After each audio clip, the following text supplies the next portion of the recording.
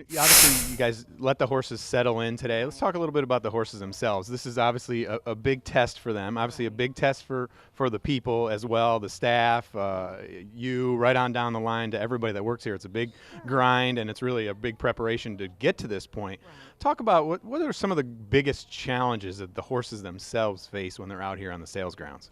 Well, these are yearlings, Tom, and they're babies, and it all depends on where they've been prepared and how they've been prepared.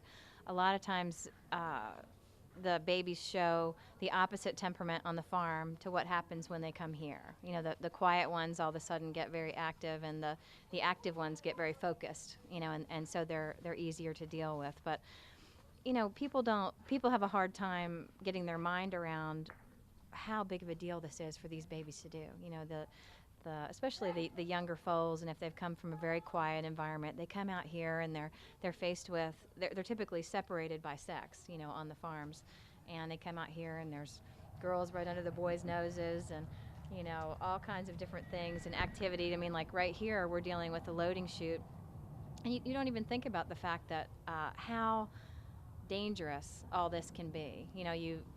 Owners have paid stud fees and board, and everybody has worked so hard to get these babies here. But one of the most risky situations is actually when they first come in here. So they're coming off the vans. Even when you get your horses off the van, like we have, and we've got a loading chute right in front of us, everyone else's horses are coming. So while we're trying to school our horses, all the other ones are coming in here and causing obstacles. And horses feed off of each other. So if one comes in dancing off the chute, then the rest of ours are, a little bit crazy. So we have handling challenges, and that tends to increase nerves, particularly with the higher stud fees and the book one, type of horses. So I'd say that's probably the biggest challenge just in the first day.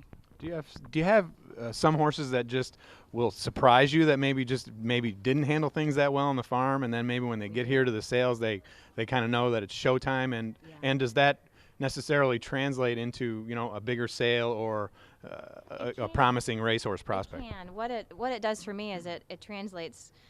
We have the advantage of watching the horses on the farm.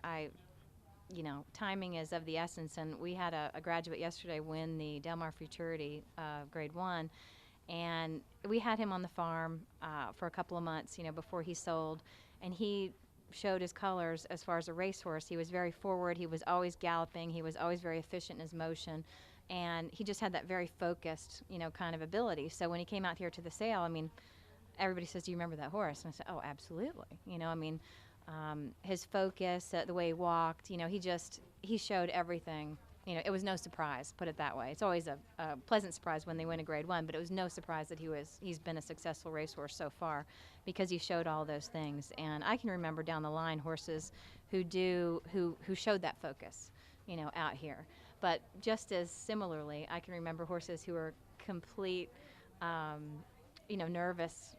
nervous breakdown, can't handle anything kind of horses, and they have won sprints and stuff where that nervous energy translated into absolute quickness and speed. So it depends on what they're bred for, and all of that. But it's fun to remember the ones that really, as they go along, especially with these book one horses here, they're here for a long time. If you think about it, people are walking around asking us to show these horses, and they're like, "Oh, you're not showing. It's Thursday." Well, we're here Friday, Saturday, and Sunday, and then the sale's at night. So that's a long time for these babies to be out here showing. So you do get the opportunity to get to know them well. And of course, the Del Mar Futurity winner that Meg was referring to is Drill, who sold, I believe, for $300,000 at last year's You've got it all. Keeneland September sale. Just one of the many, long list of top graduates that have come out of the September sale. Yeah. If you could talk a little bit about maybe some of your other top sales consignment graduates. Sure. Well, this is a convenient time to talk about it because we've had an awesome week. I don't know if it'll ever happen again, but especially on the smaller side of the way our consignment is, just in the last 5 days, we've had 3 Grade 1 winners that have come just out of September who are our graduates.